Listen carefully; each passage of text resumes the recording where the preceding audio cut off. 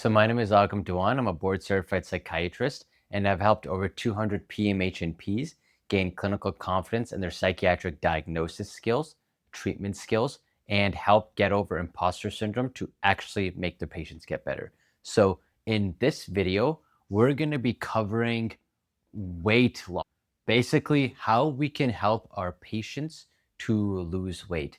And this comes from having a fundamental understanding of actually how it works.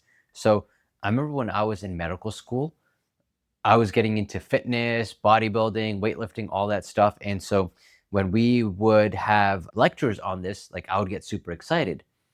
And then I realized that, wait, like all these lectures, they don't teach this stuff at all in medical school. Like I remember we had a biochemistry class and I was like, oh, we're going to learn about like proteins and carbs and like how it works. And we learned about like all these different reactions, but none of it was practical in how people can lose weight, people can gain weight. And it was such a disappointment for me because I learned nothing about nutrition in medical school. And so I had to go out on my own to learn about nutrition, fitness, all this stuff, which I wanted to do because it was a personal interest of mine, but it wasn't something that was taught in the curriculum. So most doctors don't really understand this stuff. So healthcare providers don't really understand this stuff. And the average person doesn't really understand this stuff. That's why even though all this information is available online, weight loss is still like the number one health problem that most people have. So in this video, I want to break down exactly how weight loss works in a very, very simple manner. So you can explain this to your patients. And once you explain it to your patients this way, they're going to be like, oh, duh, like that makes sense.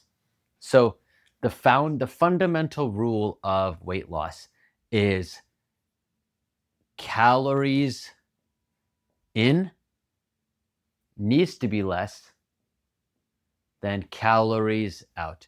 That is just the foundational fundamental rule. Obviously, it gets more complex than this, as I will explain, but that's the fundamental rule. Basically, our body is a machine, and we burn a set amount of energy per day. Now, fat is a molecule, is a avenue for storing energy. So, and we get energy from food. So if we intake more energy than our body burns each day, then we store the excess as fat. If we don't intake as much energy as our body burns, our body will take that excess energy from fat and use it to make up for that deficit of extra energy that we need. That's it. That's the secret of weight loss. And think about it like a bank. So or like a budget. Let's say you have $100 a day to spend. And so if you spend $80 instead of that 100 a day, then now that's good. Now you're saving up money. But if you spend $120 and you can only spend $100, then you have to take money out from the bank to compensate for that. So if you spend less than you actually utilize, then you will store that in your bank. And if you spend more, you will take out more from the bank. That's it. So that's what calories out is versus calories in.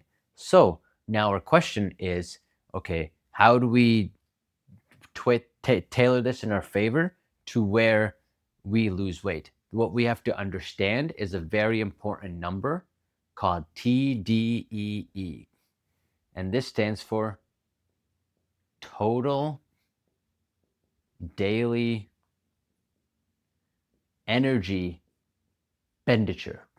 What this means is this is how much our body will burn calories at rest. And so it's comprised of two components. So there is the BMR, which is basal metabolic rate. And this basically is if we did absolutely nothing but chill in our bed all day and just like the cellular upkeep of our body, the functions day to day, if we did absolutely nothing, then that would be how much we would burn. And then on top of that, there's additional activity costs that come into it. Then the rest is additional activity, whether that's casual walking, or so I'll say existing, like you just do like your normal day-to-day stuff, like a job. You might walk to commute, walk around your apartment, just like the average kind of day to day. So there's existing, there's walking, exercise, let's say lifting, cardio, etc. So basically, this additional activity adds on to the TDE, to the BMR, to get you the TDEE.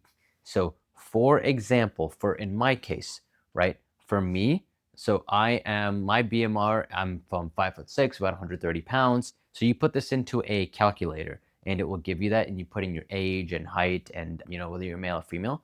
So for me, this is about 1,500 per day. Like if I did absolutely nothing, I just stayed in bed all day, 1,500. And then plus additional activity, like let's say just for existing, would be about 300. So 1,800 total. So that makes 1,800 calories total, calories out total, plus exercise. So obviously, like if I exercise, then this will add to that total. Like let's say I lift strenuously or I do an hour of cardio, then this might add on like 100 to 400 calories. But 1,800 is like a rough kind of estimate for just day-to-day existence for me. So if I am trying to gain weight, so let's say I want to put on muscle, so gain weight, or if I want to put on fat, for example, then I need to eat more than I am burning. So then I would eat about 2,200 calories. If I'm trying to maintain, then I would eat at exactly 1,800 calories per day. Obviously, in real life, this fluctuates. Some days you eat less, some days you eat more. This is more of an average over week to week basis rather than day to day. Like if one day you eat more, then not suddenly you're not just going to balloon up 5 pounds. Maintain weight. And then if I want to lose weight, I would eat less. So let's say around 1,400 calories. So if I want to eat more, or if I want to gain weight, I eat more than I burn. If I want to maintain, I eat less than I burn. If I want to lose, if I want to maintain, I eat what I burn. And then if I want to lose, I eat less. So here, so calories in greater than cal out. Here, cal in equal cal out. And then here, cal in less than cal out. So once you understand this stuff, like it's pretty simple. This is the foundational knowledge that you need to understand and you need to be able to teach your patients. Once you understand this, it's like so simple. It's so simple. But then obviously the next stuff is, okay, then does it matter what I eat? Yes and no. So for example, if I eat 1,800 calories of Twinkies a day versus 1,800 calories of like steak and potatoes and rice and veggies and stuff, I'm gonna be able to maintain my weight eating both. One, though, is gonna make me feel much shittier, obviously the Twinkies, than if eating the healthy foods. But second, where it makes a difference is understanding the TEF. So this is the thermic effect of food. Thermic effect of food. Basically, what all thermic effect of food means is that it costs us energy to actually break down the food. Like imagine you have like a tough steak. So it costs our body energy to break down that stuff. But a Twinkie, a simple carbohydrate like that, sugar, doesn't cost us nearly as much energy to break it down. So imagine if I had 1,800 calories of Twinkies versus 1,800 calories of steak. That steak is actually going to cause me energy, or is going to cause energy to break down. And so now my energy out, instead of 1,800, is going to be like 2,000 because it costs me more energy to break that down. So I'll write that down just to make sense. So I'll say Twinkie, 1,800 calorie, and then steak, 1,800 calorie plus 200 cal to break. So you could also actually subtract it from here. So that's actually a better way to think about it. So, that steak is going to give me about 1,600 calories net. That's a better way to think about it. So if the steak's going to give you 1,600 calories net because it took some energy away to break down, think of it like a tax, then I'm going to lose weight eating 1,800 calories of steak versus 1,800 calories of Twinkies. I will not. And so this has to do with a thermic effect of food. So protein is about 20% of calories. So carbs are about 3%.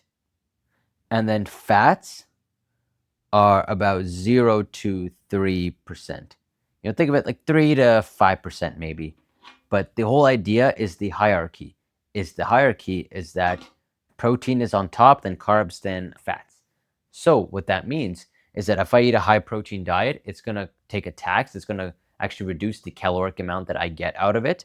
And so that's going to make me lose weight more than if I eat carbs and fat. So that's why if you're trying to advise your patients to lose weight, having them on a high protein diet is one of the most helpful things that you can do.